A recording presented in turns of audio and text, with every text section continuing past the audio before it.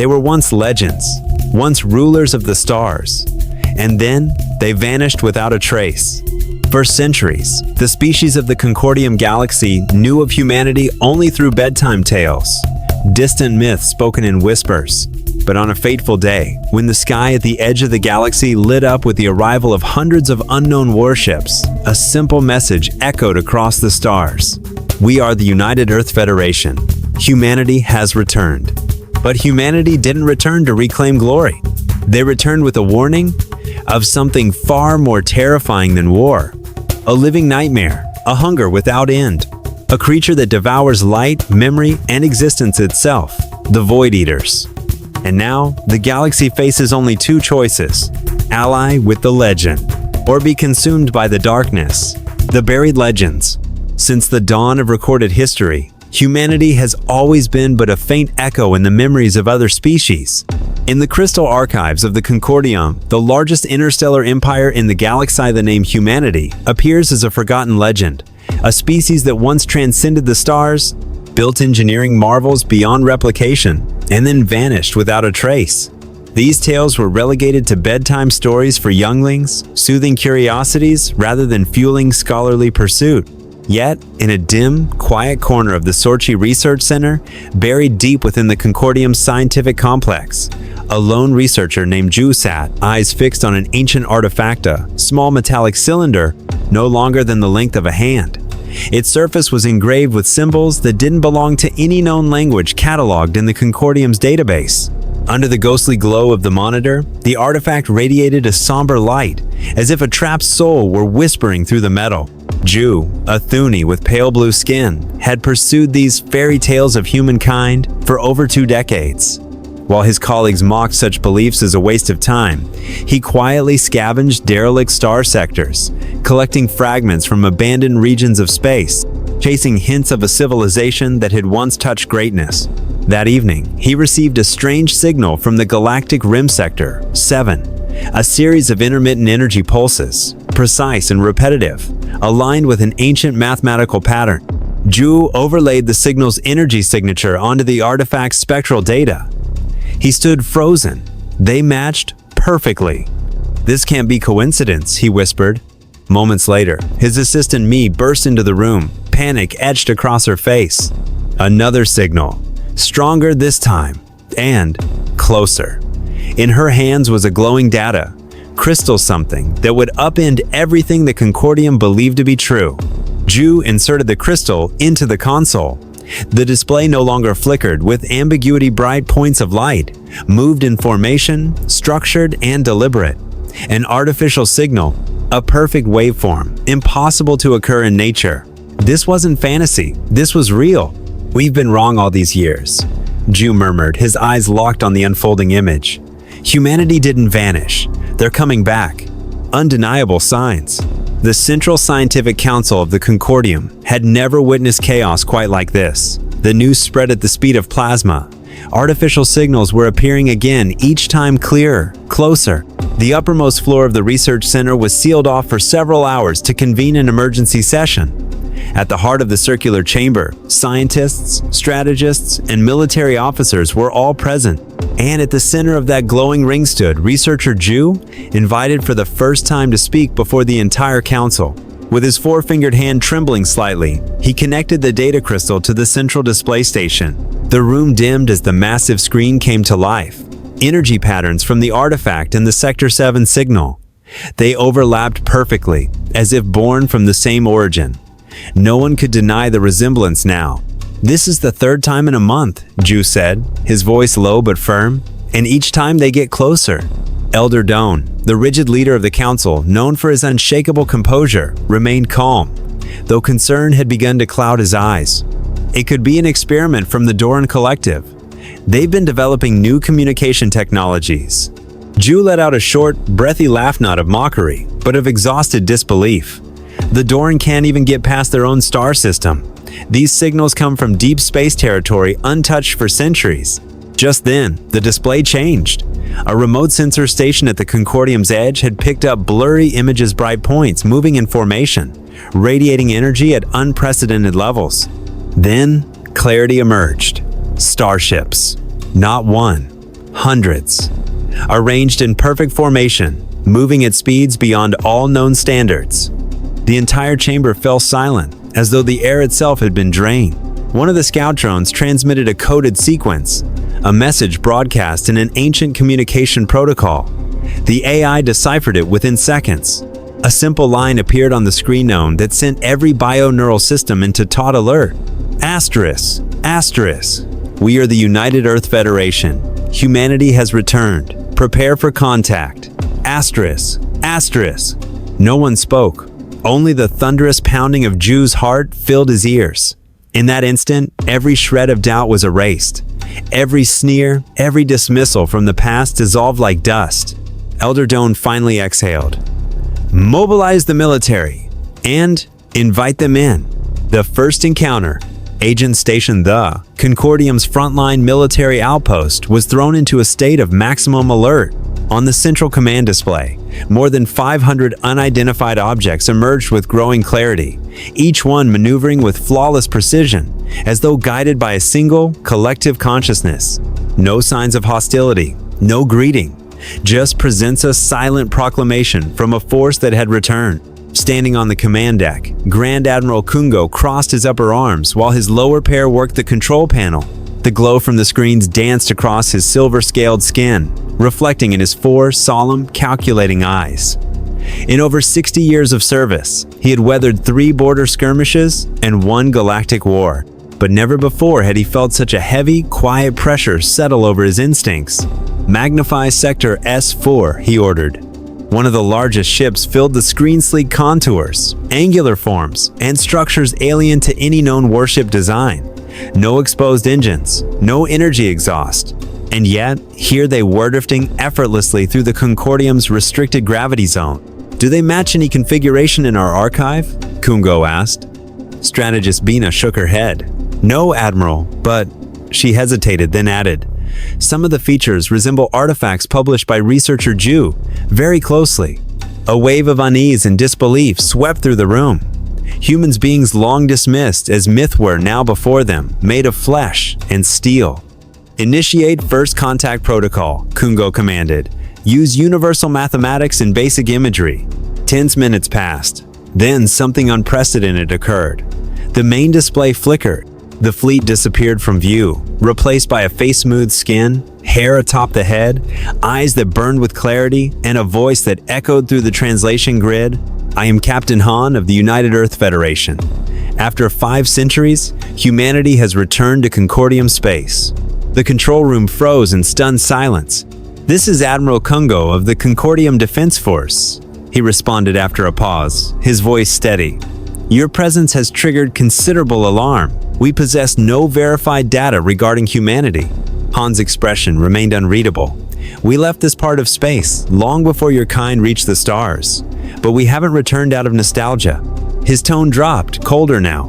We returned because of what's following you, and it's heading your way.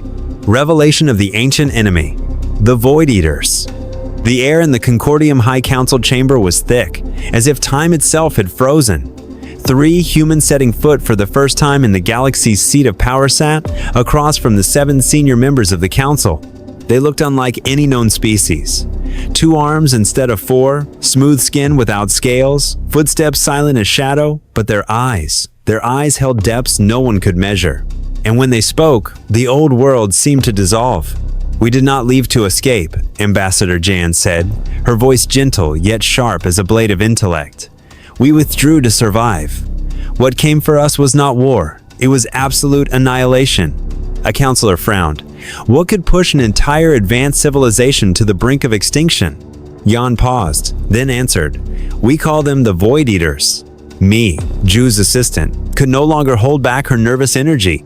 She stepped forward, activating a massive hologram in the center of the room, a colossal black mass, resting on the surface of a dead planet, Monolith Takaroon. We once thought this was merely a religious relic, Mia explained, but it emits energy pulsessory 73 days. Recently, that cycle shortened to just 2 days. Jan nodded. The monoliths are early warning systems. We planted them across the galaxy. When the pulse frequency increases, it means the void has returned. A Concordium general growled, "We need proof, not mythology." At that moment, Ju stepped forward, holding a data panel. "Outpost Moran went dark yesterday," he said solemnly. "This is the final image. A black shape devouring light, tendrils of emotional static ripping through hull plating, a creature as tall as a column of light, invisible to infrared." Then came an audio recording, screams, metal shrieking, and finally, absolute silence. The chamber fell into stunned stillness. "They do not fight for territory," Jan continued. "They consume everything: light, data, memory, existence, and now they've caught your scent." Elder Doan looked around the room, her gaze stripped of the contempt she once held. "If this is true, then this is not just the return of humanity." She raised her head and locked eyes with Jan. "It is the final warning for the entire galaxy. Revelation of the ancient enemy, the Void Eaters." The air in the Concordium High Council chamber was thick, as if time itself had frozen. 3 humans setting foot for the first time in the galaxy's seat of power sat across from the 7 senior members of the council. They looked unlike any known species. 2 arms instead of 4, smooth skin without scales, footsteps silent as shadow, but their eyes held depths no one could measure. And when they spoke, the old world seemed to dissolve. "We did not leave to escape," Ambassador Jan said, her voice gentle yet sharp as a blade of intellect. "We withdrew to survive. What came for us was not war, it was absolute annihilation." A counselor frowned. "What could push an entire advanced civilization to the brink of extinction?" Jan paused, then answered, "We call them the Void Eaters." Me, Ju's assistant, could no longer hold back her nervous energy. She stepped forward, activating a massive hologram in the center of the room, a colossal black mass, resting on the surface of a dead planet, monolith Takaroon. "We once thought this was merely a religious relic," Mia explained, "but it emits energy pulse every 73 days. Recently, that cycle shortened to just 2 days." Jan nodded. "The monoliths are early warning systems. We planted them across the galaxy. When the pulse frequency increases, it means the void has returned." A Concordium general growled, "We need proof, not mythology." At that moment, Ju stepped forward, holding a data panel. "Outpost Moran went dark yesterday," he said solemnly. "This is the final image. A black shape devouring light, tendrils of emotional static ripping through hull plating, a creature as tall as a column of light, invisible to infrared." Then came an audio recording, screams, metal shrieking, and finally, absolute silence. The chamber fell into stunned stillness. "They do not fight for territory," Jan continued. "They consume everything: light, data, memory, existence, and now they've caught your scent." Elder Doan looked around the room, her gaze stripped of the contempt she once held. "If this is true, then this is not just the return of humanity." She raised her head and locked eyes with Jan. "It is the final warning for the entire galaxy, the Unwanted Alliance." The Concordium's emergency war chamber had never pulsed with such urgency. Screens flickered with collapsing outpost signals, and the galactic map bled crimson in the regions already consumed by the void. Even the most seasoned leaders bore expressions carved with tension like time itself was suffocating within their chests. Elder Doan stepped onto the central dais, white light casting sharp shadows across her solemn face. "Until today, we've lived in peace long enough to believe ourselves invincible. But this entity, the one called the Voidies, not a foe we can negotiate with or delay. It kills not from intent, but by mere existence." She turned to Ambassador Jan and Captain Han, the 2 representatives of a species once dismissed as whispers of the past, now reborn as the last hope of an entire galaxy. Concordium accepts the Alliance proposal. No applause followed, no cheers, no relief. Because all present understood this was not the beginning of a relationship, but the prelude to an endless war. The agreement was swiftly ratified at the Interstellar Strategic Command Center. A new entity emerged, the Joint Defense Initiative.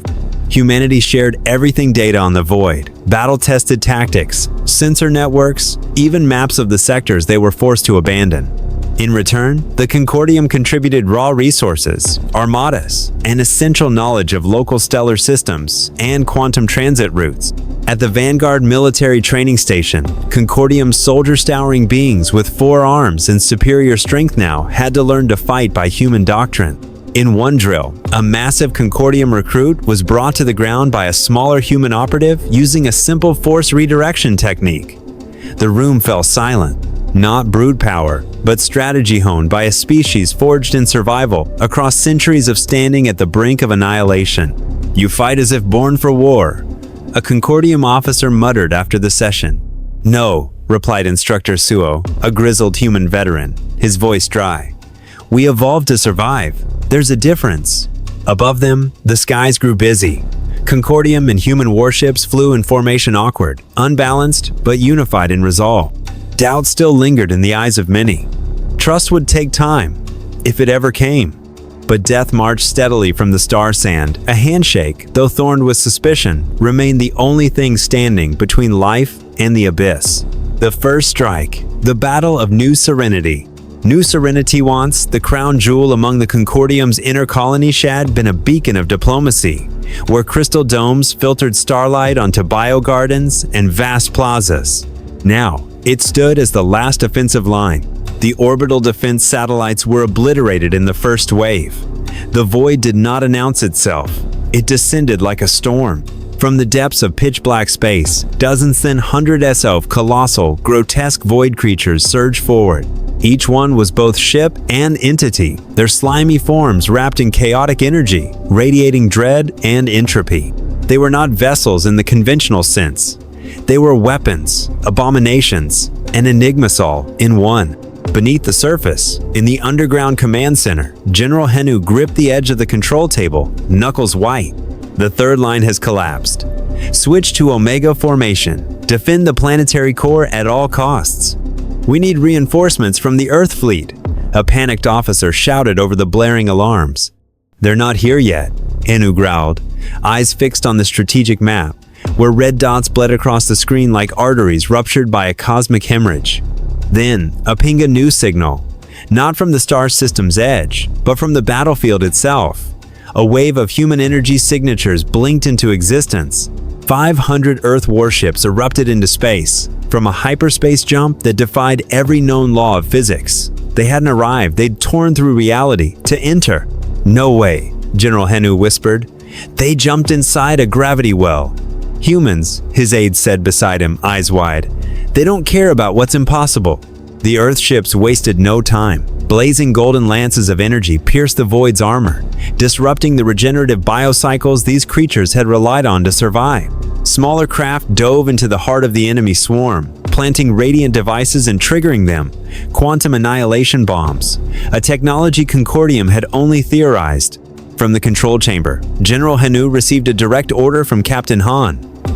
"Push all forces forward. Drive the void to the marked coordinates. We'll end it there." As the largest void entities were corralled into the designated zone, the Earth fleet unveiled its final weapon, artificial gravity field, collapsing into a temporary black hole tuned specifically to absorb void biomass. Space twisted in on itself, collapsing into fury, and swallowed the monsters in a storm of cosmic vengeance. For the first time since the war began, the skies over New Serenity began to clear. Light returned flickering, tentative but undeniably real. The greatest invasion, the final preparation. Victory at New Serenity brought no celebration, only a brutal awakening. As smoke still clung to the planet's orbit, and the last of the void were consumed by the artificial black hole, a chilling message echoed from the outer border sensors. Asterisk, asterisk. We've just seen the Vanguard. The main void fleet is approaching. Distance, 8 light hours. Size, unknown. Asterisk, asterisk. At the Joint Strategic Command Center, Captain Han stood amidst a holographic map of the galaxy. Blinking lights marked the hastily and chaotically deployed defense units. Around him gathered the Concordium's top generals, researchers, war engineers, and ambassadors. "We no longer have time for ideals," Han said, his voice hoarse from sleepless hours. "No room for mistakes, the void learns. They've evolved and now they're using your technology." Dr. Kim, humanity's chief scientist, brought up a rotating model of a void ship. But this one was different. Its exoskeleton bore distinct features of Concordium energy systems. "They're integrating our energy harvesting tech into their biostructures," she explained, pointing at a pulsing violet emission node. "They don't just consume matter, they're learning to fight like us." "Do we have anything new?" Elder Doan asked, for the first time letting fear tremble in her voice. "We do," Han replied. "A new class of weapon, but it's untested." "We don't have a choice," General Henu said flatly. "Tested or not, we use it. If it fails, at least we slow them down." Across all Concordium-controlled planets, evacuation protocols began. Civilians were moved to core worlds' fortified havens with high-end survival infrastructure. Scientific bases were sealed. The entire fleet was redeployed into a triple-layered defense ring. At its core, the Blade of Light formation, led by humanity, armed with their most advanced weaponry. On Vanguard Station, engineers worked around the clock to install systems that had, until now, been restricted to theory. Gravitational emitters simulating neutron star cores, designed to unravel biostructures at the atomic level. No one knew if it would work or if it would simply give the Void another weapon to adapt to. As the countdown clock appeared on every screen across every world, silence began to settle. Not out of fear but solemn understanding. No one said it aloud, but they all knew. This time, they weren't fighting to win. They were fighting to survive one more day. The decisive battle and the shift of the universe. The battle began as the skies over the Concordium central world turned into a curtain of blacknot from darkness. But because the Void had arrived, the entire galaxy held its breath. These massive, nightmarish creatures surged into space like ancient terrors reborn. They didn't advance in formation, they writhed, spiraled, spread like a hive mind driven by one singular purpose: the annihilation of all sentient life. At the command center, Captain Han stood beside General Henu. "We begin," he said. No more words were needed. The command spread instantly. All three defense layers erupted at once. This time, the strategy wasn't just resistance, it was entrapment. Concordium warships acted as bait, luring the Void toward zones rigged with quantum gravity minus the Alliance's most classified weaponry. Meanwhile, Earth's fleet performed localized, faster-than-light maneuvers in act, once deemed impossible to cut across the Void lines, planting destruction seeds. Each seed contained an artificial gravitational core, calibrated to attract only Void biological material by targeting their unique genetic structure. "They're learning," Dr. Kim warned through the comms. "They're splitting formations, creating bioshields." "How long do we have?" Han asked. 4 minutes. That's our window before they adapt completely. Across the battlefield, Concordium and human ships merged tactics, forcing the Void toward a predetermined sector of space. Then Earth's fleet unleashed their strike. A series of gravitational pulses detonated. Space folded inward. Temporary black holes emerged, sucking in the Void one by one, as if the universe itself had chosen to correct a long-standing error. The battlefield fell into suspense. For the first time, the Void retreated. But before anyone could celebrate, sensors blared.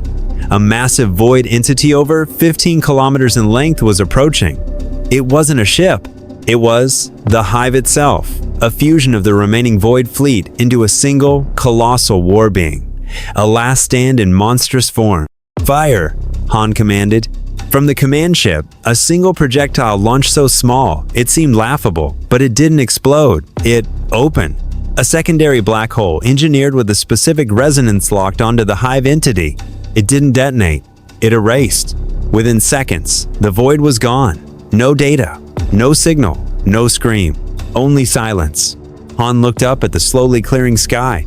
"This isn't victory," he whispered. "It's just the quiet before the next storm. A new peace and the age of alliance." 1 year after the final battle, on the once blood-soaked world of New Serenity, the foundation was laid for a new era. The temporary military base had been transformed into the Galactic Memorial Garden, where trees grew from ashes and crystal light shone upon the names of the fallen, regardless of species. At the heart of the garden stood a massive monument, a spiral of metal and crystal, edged with the names of millions of warriors, scientists, civilians, Concordium, and human alike. Under the rising sun, those names shimmered like a miniature galaxy carved in memory. Ambassador Jan, her hair now streaked with silver from the war, stepped forward. In her hands, she carried a small flower poda, forget-me-not, the flower of remembrance. She placed it at the base of the monument, then turned to face the assembly of representatives from the newly formed alliance. "We were once legends," she began, her voice resonating through the silent reverence. "Ghosts in your memories. But truth is always more complicated than myth. We were never gods, nor monsters. We were merely survivors. From the back rows, a young Concordium child ran forward, his emerald-scaled skin gleaming, 4 curious eyes wide with wonder. He tugged gently on Jan's sleeve. "Is it true?" he asked. "That your people lived on a planet covered in water, with singing trees, and animals that could fly?" Jan Smileda, rare, tender smile. "Yes," she said, "and there are even more stories. Stories we'll share with each other from both sides." In the distance, researcher Ju stood beside Mino, a full member of the Alliance Scientific Council. They watched silently, but in Ju's eyes gleamed deep fulfillment. A lifetime spent as a dreamer, mocked for chasing the impossible, had finally borne fruit. The truths he'd once whispered in the shadows had become the foundation of a new galactic reality. "It's hard to believe," Mi murmured. "It's real," Ju replied. "We didn't just survive the void, we found each other." Above, Concordium and human starships flew in synchronized formations. Some had been retrofitted hybrid vessels bearing the hallmarks of both civilizations' technology, living testament to unity. As sunlight passed through the monument, thousands of names were cast as glowing reflections across the faces of the living. No one was forgotten now. No one was called myth anymore. From this day forward, they were allies.